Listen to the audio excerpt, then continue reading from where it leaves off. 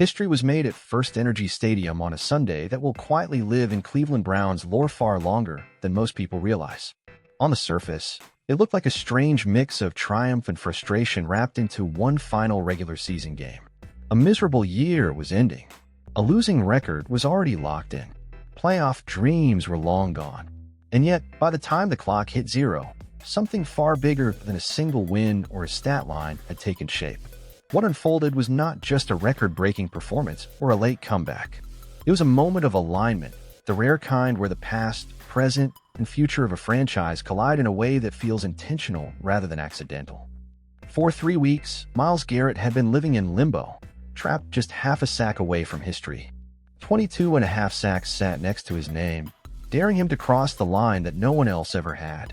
Every offensive coordinator in the league understood what was at stake, and every game plan was built around one priority: do not let Myles Garrett beat us. He was chipped, doubled, tripled, hurried, neutralized by design rather than by skill. The Browns' offense offered little help, forcing defenses to play conservatively, run the ball, and minimize passing situations. Garrett was chasing history while playing for a team that rarely gave him the conditions needed to reach it. That reality only sharpened the pressure. Against Cincinnati, the same script unfolded. For 3 quarters, Garrett was everywhere and nowhere at the same time, disruptive but denied. Joe Burrow got the ball out quickly. Protection schemes tilted toward Garrett on nearly every snap. The crowd waited, knowing what was on the line, feeling the tension grow heavier with each empty pass rush. Then, with just minutes left, Cincinnati finally slipped. One snap, one-on-one, one mistake. Garrett exploded off the edge, bending around his blocker with terrifying speed and precision, collapsing the pocket and dragging Burrow down. Sack number 23. History, finally undeniably, belonged to him. The eruption inside the stadium felt different than a normal celebration. Teammates swarmed Garrett not out of obligation but out of shared release. Offensive linemen, defensive backs, coaches, everyone rushed in because they understood what this moment meant. This record was not built in comfort or dominance. It was built through frustration, persistence, and relentless excellence on a team that gave him fewer chances than any pass rusher before him. 23 sacks achieved while playing from behind most weeks, while opponents avoided throwing when never possible, while everything worked against him. That context is what elevates the achievement from impressive to historic. But the game was not over. The Browns were still trailing, and suddenly the burden shifted to a rookie quarterback standing at the most fragile intersection of pressure and opportunity. Shedeur Sanders had been fighting battles all season that never showed up in box scores. A collapsing offensive line. A coaching situation that inspired more questions than confidence. Injuries to key targets. Endless scrutiny. And beneath all of it, something deeper and heavier that he would later reveal had been affecting him mentally and spiritually all week. Now, with Garrett's historic moment hanging in the balance, Sanders had one final chance to define how this season would end. What followed was the kind of drive that does not scream for attention but earns it quietly. Sanders did not force throws or chase heroics. He stayed poised. He converted third downs. He trusted his reads. Each completion steadied the offense and tightened the grip of belief around the huddle. The Browns moved methodically into field goal range, and when Dustin Hopkins drilled the kick as time expired, the scoreboard told a simple story. Cleveland had won. Garrett's record came in a victory. And Sanders had delivered when everything was on the line.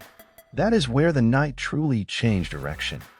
After the game, as attention naturally gravitated toward Garrett's historic sack, the words he chose redirected the spotlight. He spoke not as a star praising a teammate, but as a franchise cornerstone acknowledging something he recognized instantly. His confidence in Sanders was not framed as hope or relief. It was certainty. He trusted that the rookie quarterback would seal the game. He said he was proud of him. In a league where respect is earned through survival, those words carried enormous weight. This was not noise. This was validation from the man who has carried Cleveland's identity for years. The gravity of that moment becomes clearer when you understand what Sanders was dealing with beneath the surface.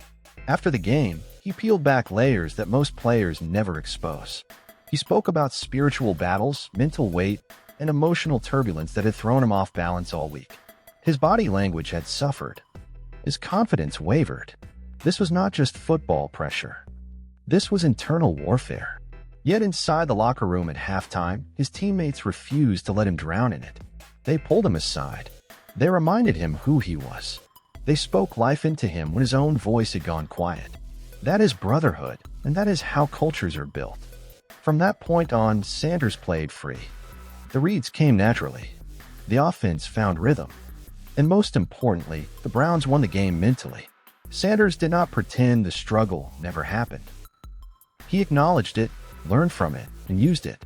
He reflected on earlier failures in late-game situations and explained how those moments became lessons rather than scars. A bad half, he emphasized through his actions, does not define character.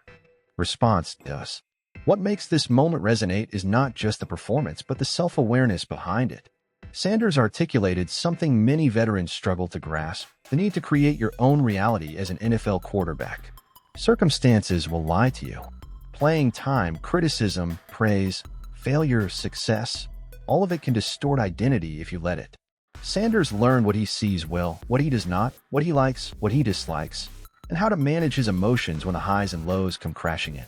That growth is invisible until a moment like this exposes it. The locker room celebration afterwards said everything words could not. Defense and offense leaned into each other, fully aware that neither side could have one alone. Garrett's dominance needed Sanders' poise. Sanders' drive needed Garrett's historic disruption. This was not about individual greatness. It was about alignment.